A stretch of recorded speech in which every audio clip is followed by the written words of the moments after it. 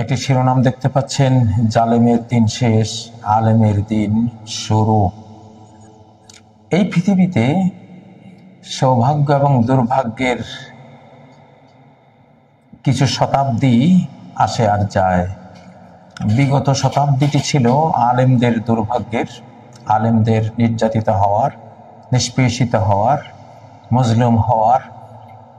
আলেম বলতে আলেম এবং তাদের ছাত্র ধর্মপ্রাণ মানুষগুলো সব দিক থেকেই তাদেরকে দাবিয়ে রাখা হয়েছিল, চাপিয়ে রাখা হয়েছিল, বঞ্চিত রাখা হয়েছিল, কারারুদ্ধ করা হয়েছিল।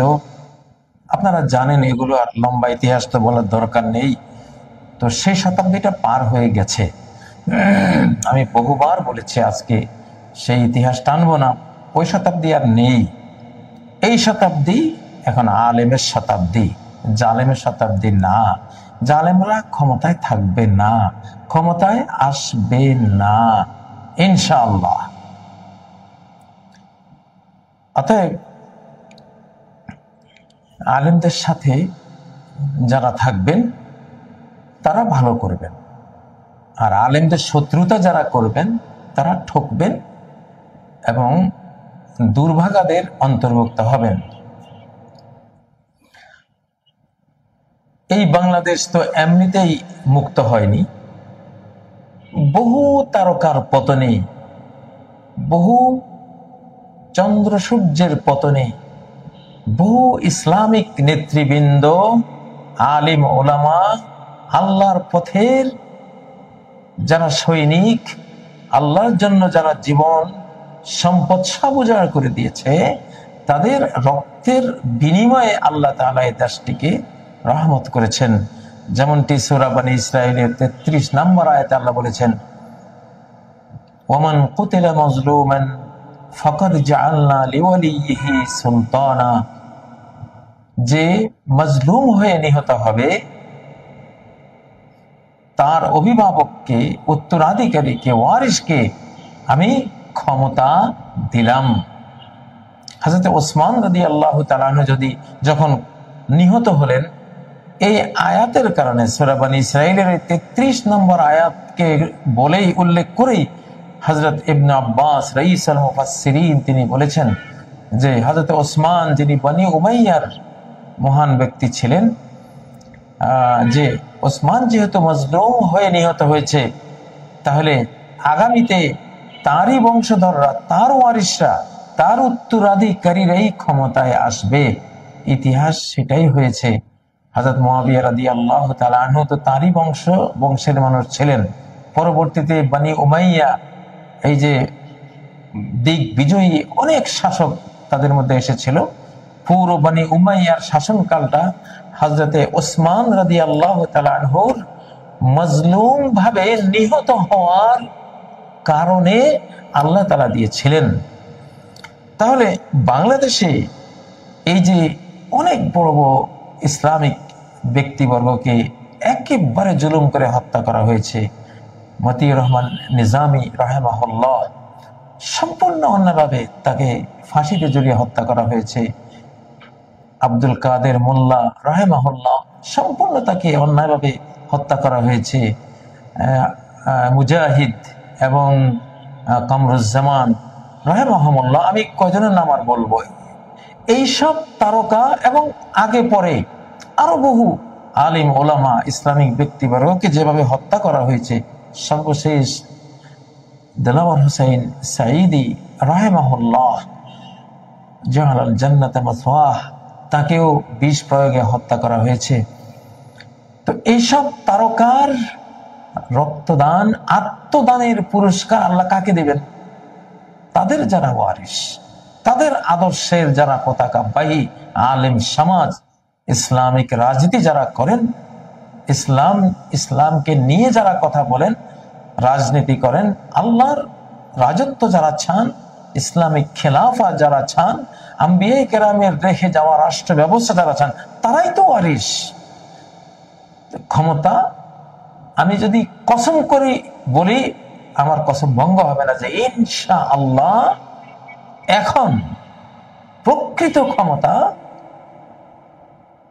আসমান জমিনের মালিক, ওই সব নিহত আলিম ওলামা ইসলামিক নেতৃবৃন্দের যারা ওয়ারিস উত্তরাধিকারী, তাদের ভাব শিষ্য, আদর্শ শিষ্য, তাদের চিন্তা চেতনা যারা বহন করে ক্ষমতা তাদের হাতে, অলরেডি তাদের হাতে আছে। আমি আর আপনি দেখি আর না দেখি, হাতে তাদেরই হাতে ক্ষমতাটা আছে, রানিং। এবং সামনে দিন যত যাবে তত আপনারা ক্লিয়ার দেখবেন ইনশাআল্লাহ।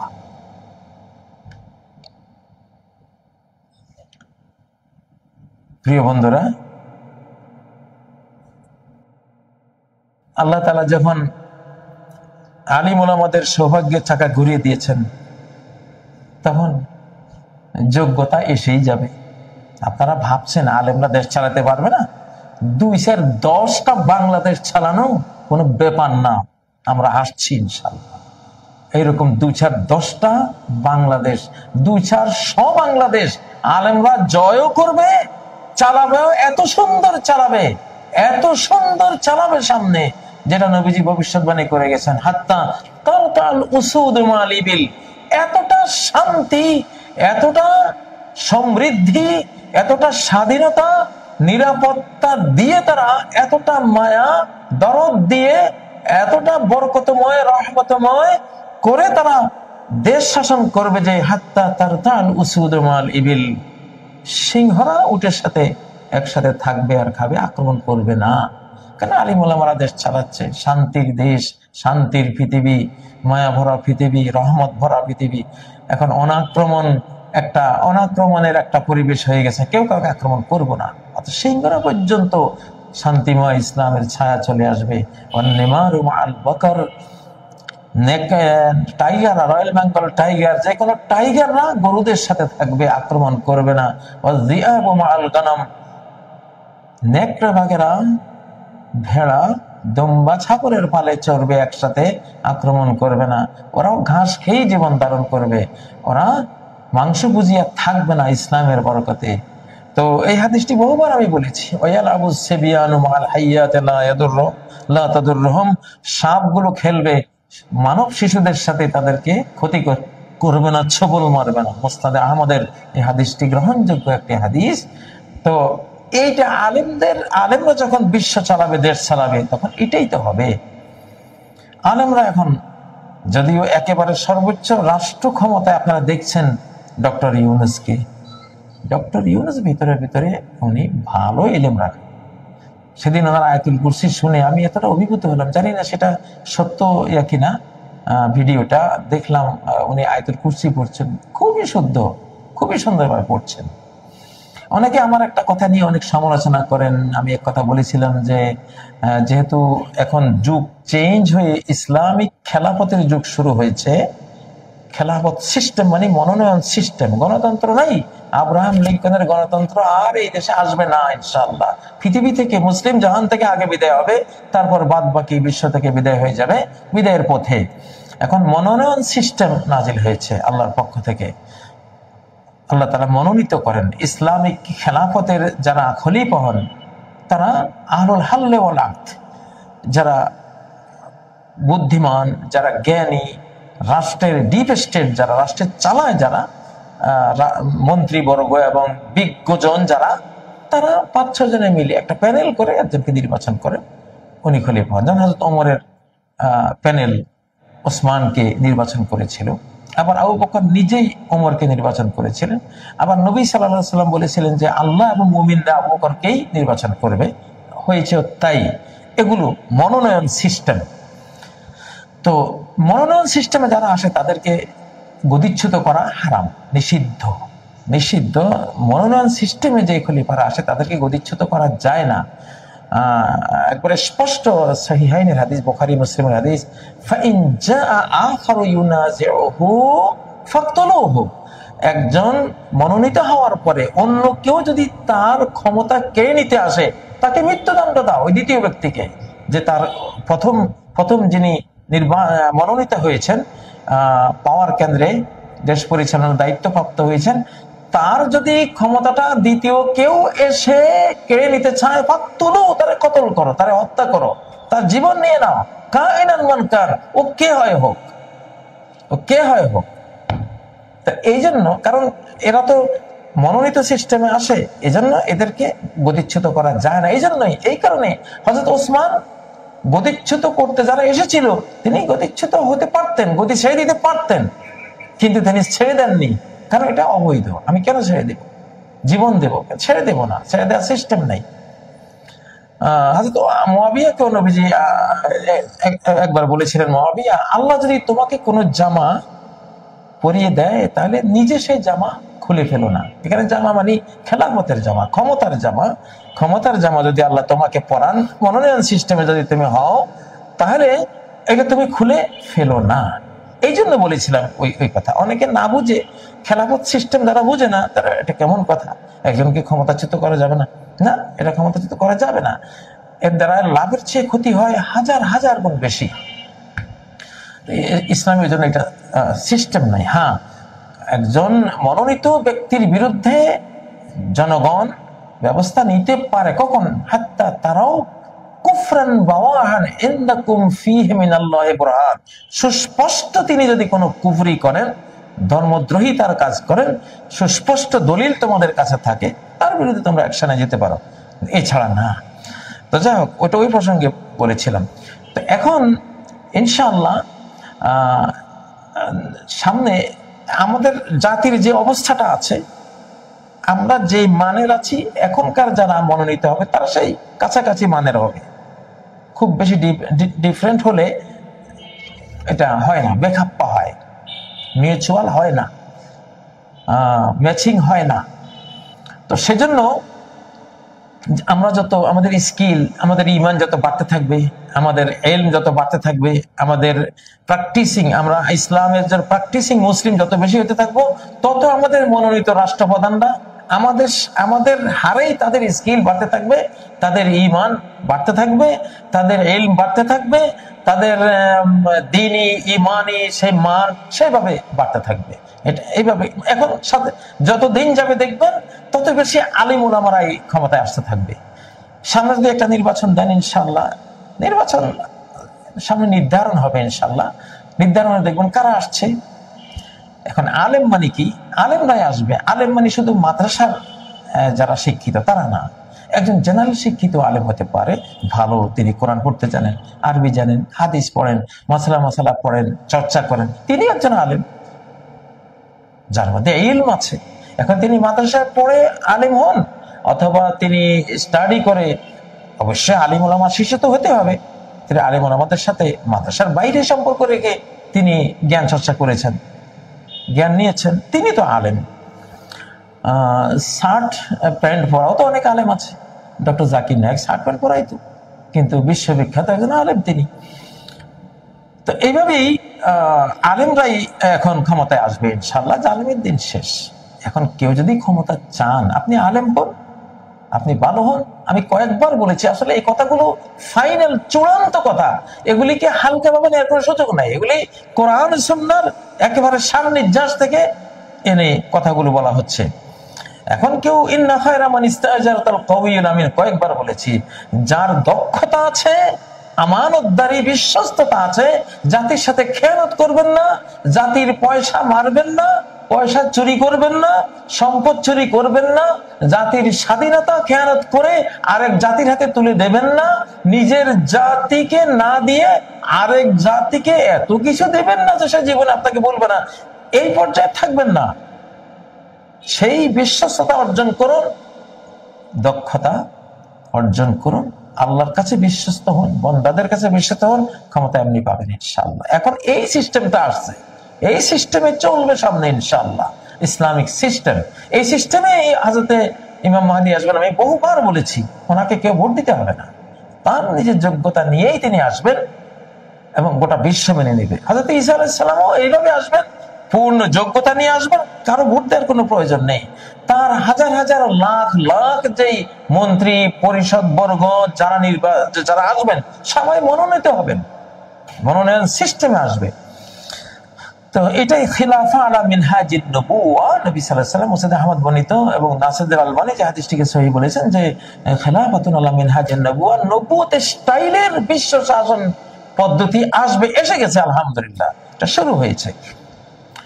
আচ্ছা, এখন এক অদৃশ্য কারণে বাংলাদেশ বিরোধী বা এই মনোনয়ন সিস্টেম বিরোধী, আমাদের বাংলাদেশের স্বাধীনতা বিরোধী, সমৃদ্ধি বিরোধী, বাংলাদেশের যে নতুন স্বাধীনতা অর্জন হয়েছে এর বিরোধী যত ষড়যন্ত্র হবে, একটা অদৃশ্য কারণে সব মার খাবে। আমরা তো সেই শুরু দিন থেকে বলছি এটা মার খাবেনি। আমার মনে হয় ইতিমধ্যে 150 বারের বেশি মার খেয়েছেন। যতবারই আপনারা ভেবেছেন, এখনো একটা প্রহেলিকার পেছনে, একটা মিথ্যা মরীচিকার পেছনে অনেকে ছুটে চলেছেন যে এই তো আমরা আসছি, এই তো ক্ষমতার পথ পরিবর্তন হবে। অসম্ভব কথা, অসম্ভব কথা। কোরআনের বাণী কখনো এটা অবাস্তব হয় না। অনুরিদু আন নামুন্না আলাল্লাযীনা ইসতুদঈফু ফিল আরদ, আমার এরাদা, আমার পরিকল্পনা, আল্লাহ বলছেন আমার পরিকল্পনা, আমার সিদ্ধান্ত, আমার প্রোগ্রাম। কি প্রোগ্রাম, কি পরিকল্পনা, কি সিদ্ধান্ত? যে যাদেরকে উস্তুদঈফু, ইস্তিদআফ মানে ইচ্ছে করে যাদেরকে হীনবল করে রাখা হয়, দাবিয়ে রাখা হয়, চাপিয়ে রাখা হয়, যেখানে যাকে চাপিয়ে রাখা হয়, আমার একটা পরিকল্পনা তাকে উদ্ধার করে, তাকে ওই চাপা পড়ার অবস্থা থেকে তাকে তুলে আনে, সবার ঊর্ধ্বে তুলে দেয় আমার পরিকল্পনা।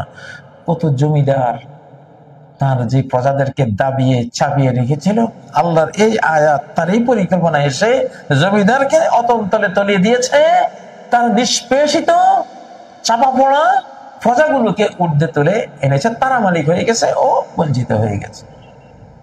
আপনি এই যে আল্লাহর ওই মহাপরিকল্পনা, সূরা আল কাসাসের 5 নম্বর আয়াত, এমন বহু আয়াত আছে আল কোরআনে।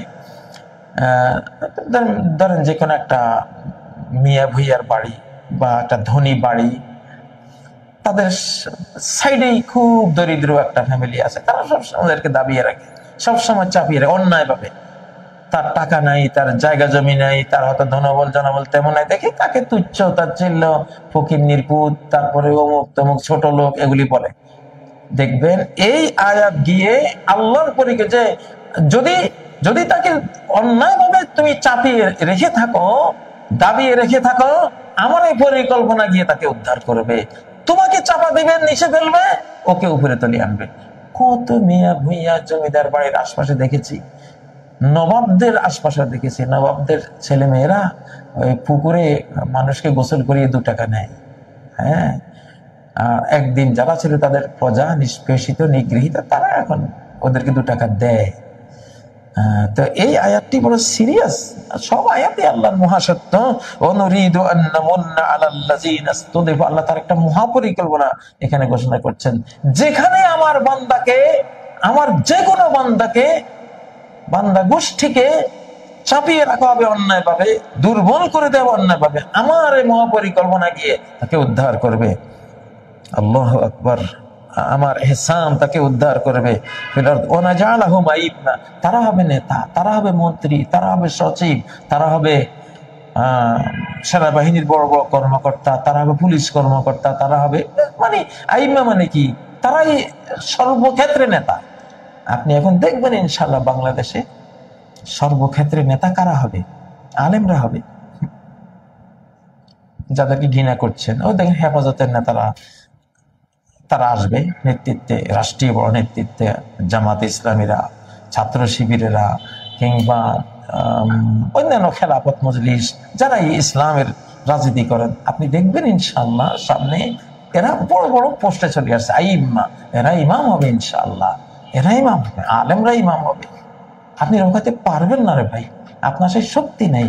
এটা সর্বশক্তিমান স্রষ্টার একটা মহা পরিকল্পনা, ইউনিভার্সাল পরিকল্পনা, ইউনিভার্সাল স্কিম তার। আপনি এটাকে ফেলিউর করতে পারবেন না। সেটা শুরু হয়ে গেছে, অলরেডি রানিং আছে, দিন দিন বাড়বে ইনশাআল্লাহ। এরা এখন নেতা, এদেরকে মেনে নিতে হবে আপনাদের। আজকে হয়তো খুব কষ্ট লাগে, আপনারা হয়তো আজকে ভাবছেন এখনো কই মোল্লা, তাই না? আফগানিস্তানে মোল্লারা দেশ ছাড়ায় না, সারা পৃথিবীর মডেল হয়ে যাচ্ছে আলহামদুলিল্লাহ। ওদের মুদ্রামান ডলার ছুঁই ছুঁই করছে, তাই না? মোল্লার প্রশংসা করলে তো নিজেদের সমস্যা হয়, এই জন্য অনেকে প্রশংসা করে না। গিয়ে দেখেন কত সুন্দর। আর বাংলাদেশ যখন আমরা হাতে নিয়েছি, কত সুন্দর চালাবো সামনে দেখবেন। আমরা আছি, ইউনূস সরকারের সাথে আমরা আছি আলহামদুলিল্লাহ। তাকে হেল্প করছি, সেও একজন আলেম, ভিতরে ইলম আছে, আরো বাড়বে আরো বাড়বে, আরো বড় আলেম হবে। তো অনেকে তো বলবেন যে একজন সুদখোর, আরে বাবা সুদখোর তার অতীত ইতিহাস, মানুষ তো তওবা করে, ইস্তেগফার করে, বা তার সাথে এই সুদী কাজ কারবারে কতটা সম্পর্ক ছিল সুনির্দিষ্টভাবে কি আমি জানি? আমি জানি না, শোনা শোনা কথা। যাই হোক, আমরা দোয়া করি একজন মানুষ হাজার কোটি অপরাধ করলেও আল্লাহর এক পলক ঝপকতে আল্লাহ ক্ষমা করে দিতে পারেন, এক চক্ষের পলকে আল্লাহ তাআলা ক্ষমা করে দিতে পারেন। উর্দুতে বলে পলক ঝপকতে সবকুছ বদল গিয়া, চক্ষের পলকে সবকিছু বদলে গেছে। হযরত ইমাম মাহদী আলাইহিস সালাম তো পলক ঝপকতে সবকুছ বদল জায়গা, এক রাতে চক্ষের পলকে ইমাম মাহদী হয়ে যাবেন। চক্ষের পলকে বিলকিসানের সিংহাসন সেই ইয়ামানের সানা থেকে ফিলিস্তিনে নিয়ে আসে, চক্ষের পলকে, পলক ঝপকতে। তো এইটা তো হবে এখন ইনশাআল্লাহ। তো বাংলাদেশে এখনো মানে বিগত কিছুদিনে প্রচন্ড অস্থিরতা গেছে, মনে হয় যেন আবার ফ্যাসিবাদ ফিরে আসতেছে, আবার ভারতীয়রা ফেরত আসতেছে, মানে ফেরত আসার চতুর্দিকে। আমি হাসি, ভিতরে ভিতরে হাসিছি, এরা কত বোকা। আরে বাবা, নিমজ্জমান সূর্য তুমি কি তুলে আনতে পারবে? নো। উদীয়মান সূর্য তুমি কি রুখে দিতে পারবে? নো, পারবে না। এখন আলেম তো সূর্য উদীয়মান, জালেম তো সূর্য নিমজ্জমান। জালেমরা কিছুতেই এই যুগে আগামী দিনগুলোতে তারা আর এই জালিমি থেকে তওবা না করে, টোটাল চেঞ্জ না হয়ে বাংলাদেশের ক্ষমতায় আসতে পারবে না ইনশাআল্লাহ, কখনো না, অসম্ভব কথা। তাহলে এই কোরআনের আয়াত কি বলছে? এটা কি অসম্ভব? এই কোরআনের আয়াতই সম্ভব, এটার বিপরীত হওয়াটা অসম্ভব। ইনশাআল্লাহ যাদেরকে 53 বছর রাজাকার বলে গালি দিয়েছেন, এখনো রাজাকার বলছেন। আরে বাবা, পাকিস্তান একটা মুসলিম দেশ, সৌদি আরব মুসলিম দেশ, আমরা 57 মুসলিম দেশ, এখন একটা মুসলিম যুক্তরাষ্ট্র। সব দেশ, আমরা সব দেশকে ভালোবাসি। অতীতের ওই হিন্দুদের শেখানো কথা অতিমাত্রিক, আপনারা 2024 ভুলে, 2024-এর স্বাধীনতা ভুলে, টাটকা স্বাধীনতা ভুলে, তাজা রক্ত ঝরা স্বাধীনতা ভুলে ওই পুরনো 71-এর কথা বলছেন। শরম লাগে না? লজ্জা লাগে না? আমরা কেউ 47 করি? 47 তো পাকিস্তান হয়েছিল, মুসলিম মানচিত্র হয়েছিল, কদরের রাতে সেই মানচিত্র হয়েছিল, কোরআনের জন্য সে মানচিত্র নেওয়া হয়েছিল। জিন্নাহ কোরআন হাতে দিয়ে বলেও ছিলেন, দিস ইজ আওয়ার কনস্টিটিউশন, তাই না? তারপরে তো আমরা এত ঐতিহ্য সে 47, তারপরে তো কই 47 জিকির করি না। আপনারা 71-এর জিকির এত অতিমাত্রিক করেন কেন? মনে রাখবেন, অতিমাত্রিক 71-এর কথা যারা বলে, এরা সব রয়ের দালাল, অথবা রয়ের সাথে এদের গভীর সম্পর্ক আছে। এটা ইন্ডিয়ানরাই 71 জিকির করায়, কারণ 71 বললে ওনারা হাজির, ওনারা আসতে পারতেছেন। 71-এ আমাদের বলে ওনাদের একটা কন্ট্রিবিউশন আছে। 71 হলে ওনারা বাংলাদেশে সক্রিয়, ওনারা মোদি সাহেব আবার বসতে পারেন এখানে রিক্সায় এসে, বুঝেন না? 71 হলো একটা কেবল, একটা হলো রয়ের কেবল। 71 মানে রয়ের কেবল। 71 হলো ইন্ডিয়ার বাংলাদেশকে কলোনি বানাবার একটা হাতিয়ার। 71 হলো ইন্ডিয়ার বাংলাদেশ দখলের একটা হাতিয়ার। 71 হলো ইন্ডিয়ার বাংলাদেশের সমস্ত নদী হত্যার হাতিয়ার। 71 হলো ইন্ডিয়ার পিলখানা হত্যাকাণ্ড ঘটাবার একটা হাতিয়ার। 71 হলো ইন্ডিয়ার ফেলানি হত্যার একটা হাতিয়ার। আর কি বলবো? এই জন্য 71-এর জিকির করতে করতে জিহ্বা হয়। 71-এর জিকির আর করেন না, 24 আগস্টে জিকির করেন, 2024 নতুনটা জিকির করেন। ডাক্তারের নতুন প্রেসক্রিপশন যখন আসে, পুরাতনটা বাদ পড়ে যায়। পুরাতনটা করলে বুঝে গেল তার একটা কুমতলব আছে এখানে, বা একটা বোকা, বুদ্ধিহীন। যাই হোক, ওইসব প্রসঙ্গ টাইনেন না, এগুলি কোনো লাভ নাই। ওই যাদেরকে আজও গালি দিবেন, রাজাকার বলে গালি দিচ্ছেন, তো আল্লাহ তো শুনতেছেন, উনি তো দেখতেছেন কেন দিচ্ছেন, আপনার অন্তরে কি, কোন কোন কুমতলব, এটাই আবার আলিম ওলামাদেরকে সেই সব পুরনো গালিগালাজ শুরু করেছেন। আল্লাহকে জানেন না? অবশ্যই জানেন, বিচারটা উনি করবেন। তবে যুগ পরিবর্তন হয়ে গেছে, জালিমের সূর্য নিমজ্জমান, আলিমের সূর্য উদীয়মান। আলিমদের সাথে থাকেন ইনশাআল্লাহ। হয়তো ভাবতে পারেন যে আপনি কত টাকা খেয়েছেন, আস্তাগফিরুল্লাহ, ইতিহাসটা ঘাটেন না। আমি তো বললামই, আমি একটা চৌকিদারের চেয়ারও বসবো না, এই ক্ষমতার কোনো পার্ট নেব না। আমি সারা জীবন চেয়ার থেকে দূরে ছিলাম, নিজে 15টা মাদ্রাসা করিয়েও চেয়ারে বসি নাই, 6000 মক্তব ভোরের মাদ্রাসা করিয়েও কোনো চেয়ারে বসে নেই। কত কত স্টুডিও বানিয়েছি, কত মিডিয়ার জগতে আজকে 25টা বছর খেদমত দিয়েছি, 40টা বছর মাদ্রাসায় খেদমত করেছি, কত মাদ্রাসা বানিয়েছি। কেউ কি বলতে পারবেন যে একটা চেয়ারের জন্য আপনি এটা করেছেন ওটা করেছেন? পারবেন না, আজও পারবেন না, আজও পারবেন না। আমি ভালোবাসি কারে? আমি ইমাম খোমেনি, হয়তো তিনি অন্য শিয়া ছিলেন এই জন্য, কিন্তু ওনার এই জিনিসটা নেতৃত্ব খুব ভালো লাগে, খোমেনি টাইপের। বাস কোনো ক্ষমতায় যাব না, কিন্তু দিশা দেব, জাতিকে দিশা দেব। ওই টাইপটা আমি শিশুকাল থেকে চর্চা করি, ওই রকম একটা শাইখুল ইসলামদের, ইসলামে যারা যারা কোনোদিন ক্ষমতার চেয়ারে বসেন নাই, কিন্তু জাতিকে অনেক রাস্তা দেখিয়ে গেছেন। আমার কাছে সেটা ভালো লাগে, আল্লাহ আমার কাছে ওটাকে প্রিয় করে দিয়েছেন। আমি ওই টাইপের একটা মানুষ, কোন চেয়ারের লোক। 1 টাকা, এই যে এই সরকারের পক্ষে তো আমি অনেক কথা বলেছি, আপনারা হয়তো ভাববেন যে সরকার কি দিয়েছে, ঘোড়ার ডিম। আপনি দেখেন তো খুঁজে, সরকার একটা অশ্বডিম্ব আমি সরকার থেকে নিয়েছি কিনা? ইনশাল্লাহ কেউ প্রমাণ করতে পারবেন না, কোথাও নাই। যেটা অবাস্তব প্রমাণ করবেন কোত্থেকে? এক দরবেশের ঘরে চোর ঢুকছে, তো চোর অন্ধকারে ঢুকে খোঁজাখুঁজি করতেছে, দরবেশ আর জিকির করতেছে। দরবেশ মানুষ তো, আল্লাহ মানুষ, উনি তো ওনার চোর মনে করেছে উনি গভীর ঘুমে আচ্ছন্ন, আসলে উনি আল্লাহ জিকিরে মত্ত। তো চোরের মানে মানে হাতাহাতি দেখে খালি হাতড়াচ্ছে আর খুঁজতেছে। তো উনি চোরের মধ্যে একটা দয়া হলো, বললেন আচ্ছা, হঠাৎ করে বলে উঠলেন, আমি দিনের আলোতে এই ঘরে কিছু খুঁজে পাই না, তুই রাতের আঁধারে কি খুঁজে পাবি এখানে? চোর উঠে দিছেন তো, মানে আমি এখানে দিনের আলোতে আমি কিছু খুঁজে পাই না, আমার ঘরে তো কিছুই নেই, আমি তো আমার কাছে কিছু খুঁজে পাই না, আর আপনারা কই খুঁজে পাবেন যে কাজী সাহেব সরকার কি দিয়েছে আমাকে? আমি তো জানি না, দেবে কোত্থেকে? হ্যাঁ, সরকার কেন, যে কেউ একটা সত্য কথা বলুক, সত্য কাজ করুক, বা তার একটা কিছু ঘটুক সত্য যেটা আমি কোরআন থেকে জানতে পারছি, আমি তার পক্ষে কথা বলবো। এটা আমার নিয়ম, এটা আমার দায়িত্ব, আমার কর্তব্য। সেই জন্য বলি, কোন ক্ষমতার লোক, ক্ষমতার চেয়ার, একটা চৌকিদার চেয়ার আমার দরকার নেই, আমি বসবো। আমি দিলেও লাভ না, আমি নেবো না। আমি সারা জীবন আমার আল্লাহ আমাকে এখানে এগুলির জন্য আমাকে দায়িত্ব দেন নাই, আলহামদুলিল্লাহ।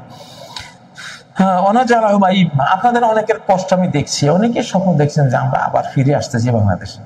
এগুলি প্রহেলিকা, মরিচিকার পিছনে ছুটছেন, দরকার নেই। আপনারা ছুটবেন এখন তাদের সূর্য উদীয়মান, তাদের সাথে তাদের আদর্শ নেন, কোরআন নেন, আল্লাহ রাসূল নেন, যে হ্যাঁ এখন আমরা যুগ চেঞ্জ হয়ে গেছে, আমরা এই দিকে আছি। বলেছিলাম না, ইহুদি জাতি ইসরায়েল অভিশপ্ত, এবং যে হিন্দুত্ববাদীরা মুসলিম হত্যা করে এরা অভিশপ্ত, এদের উপরে অভিশাপ পড়েছে সূরা আন-নিসা 93 নম্বর আয়াতের অভিশাপ, মুমিন হত্যার অভিশাপ। অভিশপ্ত এদের সাথে যে বন্ধুত্ব করবে ওর উপরে অভিশাপ আসবে, ওর ব্যবসা ধ্বংস হবে, ওর দেশের শান্তি ধ্বংস হবে, ওর ওর ওর উন্নতি অবনতিতে রূপান্তরিত হবে। দেখতে পাচ্ছেন না? দেখতে পাচ্ছেন তো, একটু নজর বুলালে দেখবেন। এসব অভিশপ্ত জাতিকে হেল্প করতে যাবেন না বাংলাদেশে বসে, তারা আবার ফেরত আসবে, পশ্চিমকালেও না। হয়তো একটা সংঘাত বাঁধাতে পারবে, রক্ত ঝরবে, কিন্তু আসতে পারবে না। রক্ত ঝরিয়ে লাভ কি হবে? রক্ত ঝরলে আমরা জান্নাতে যাবো, ওরা জাহান্নামে যাবে, লাভ হলে এতটুকু হবে, কিন্তু ক্ষমতায় আসতে পারবে না, এটা নাই। যাদেরকে এতদিন দুর্বল করে রাখা হয়েছে তাদেরকে আমি ওয়ারিস বানাবো, উত্তরাধিকারী বানাবো, দেশ তাদের হাতে তুলে দেব। আল্লাহ দিয়েছেন অলরেডি। অনুমাক্কিনা লাহুম ফিল আরদ, এবং জমিনে আমি তাদেরকে ক্ষমতায় অধিষ্ঠিত করব, ক্ষমতা তাদের হাতে থাকবে ইনশাআল্লাহ। তারা যা বলবে তা হবে, তারা যেখান থেকে যা বলুক কোরআন হাদিস থেকে সত্য সত্য বলবে, তাদের পাওয়ার থাকুক আর না থাকুক, কিন্তু হৃদয় জগতের রাজত্ব তাদের। আবার তাদের যারা রাজনীতি করবে বাহ্যিক জগতে, ফিজিক্যাল জগতে তাদের রাজত্ব আমি দেব, ক্ষমতা দেব।